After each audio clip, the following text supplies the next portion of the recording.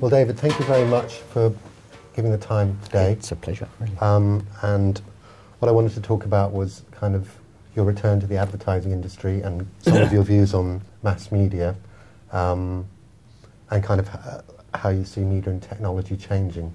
And you kind of very interestingly said in 2005 that if you returned to the advertising industry, it would only be to an agency like Profero. Kind of, what did you sort of mean by that? Well, I meant by the fact that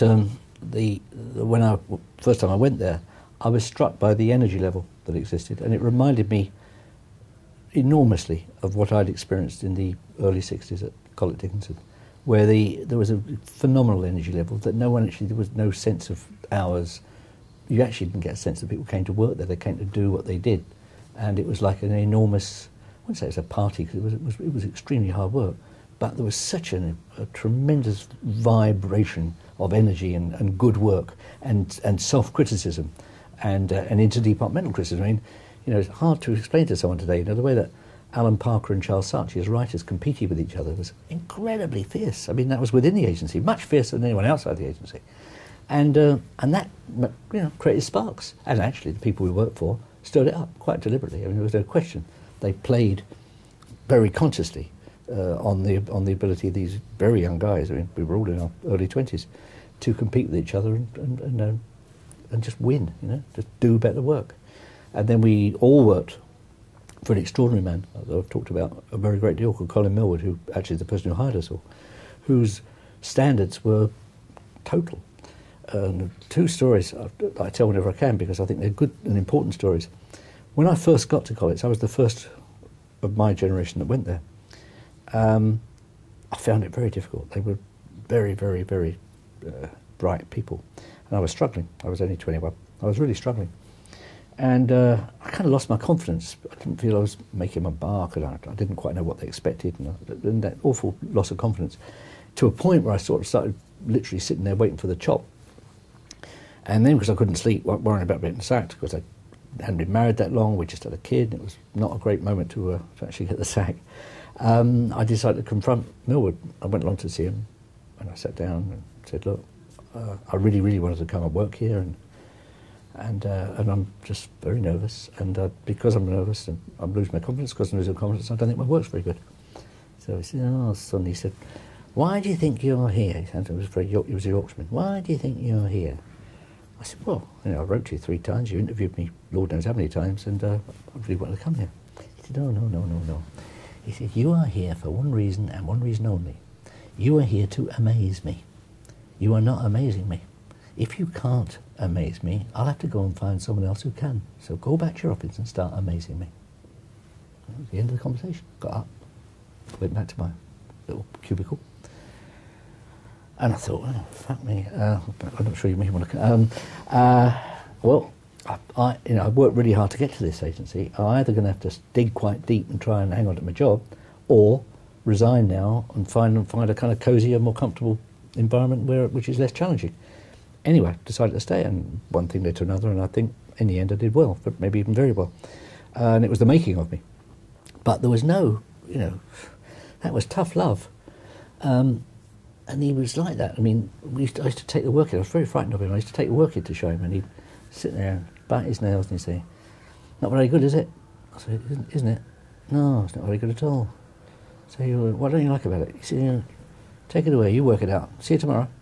And you know, that was at like 7 o'clock at night. You say, see you tomorrow. You go back and you curse him, and talk to 1 or 2 people. And what was interesting was he was always right. He always came back the next day with something better. Always, always. And then years later, I said to him, you know, you were an absolute bastard to work for. You never really gave us much encouragement, and I don't ever remember you giving me an idea and think. He said, no, I didn't. He said, I did something bloody more important. I taught you to think for yourself. And it was true. And he had. What he taught us was that your first idea, or something that was quite good, was where you started from. It wasn't where you finished. Well, there's 2 schools on that, isn't it? Well, there's people that say your first idea is usually the best, and they're usually designers, and then there's other people that say your first idea is usually the worst and work on it, and they're normally writers, I find. I think there's an element of truth actually in both, but the great idea is you can always come back to your first idea once you've explored a lot of other alternatives and discovered the purity of the first idea, you'll also then find that you probably re-render it slightly and improve it. So I do believe, I'm in a sense, I'm part of that school. I do believe that there is such a thing as sort of divine inspiration, and you can have an amazing idea. But the idea that having had an amazing idea, that's it, and that you shouldn't then really work on that idea and finesse it and improve it, is daft. So in terms of the things that are the same, in that sense, are kind of leadership and energy. And part of the energy in the sort of digital realm comes from its newness and the fact that it's innovative. In the nature of the advertising industry, being in it at the kind of its glory days, as some people see it, to now, what do you think has really changed? Or what are the sort of, from your perspective, what has changed the most? Well, first of all, I think that I've got this whole thesis about comfort zones and creative work.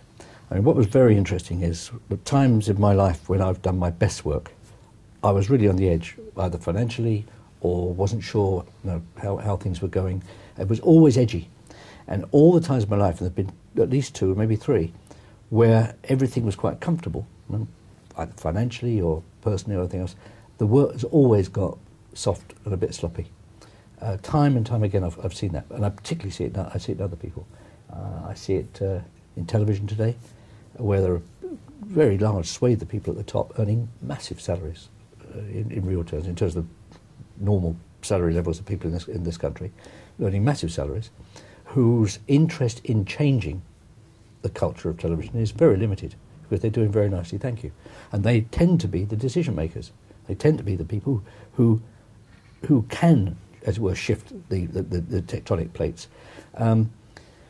And then, because of the much more corporate structures that exist today than existed when I was young, the pressure, downward pressures, the pressure to work, to act up to your boss, to actually seek the approval of your departmental head, and then hope, are quite, I think, quite profound and more profound. So the opportunity to be an individual, the opportunity to be able to demonstrate the uniqueness of your talent or the uniqueness of your vision within a corporate structure is really quite limited. That's why I think more and more very, very bright people work freelance.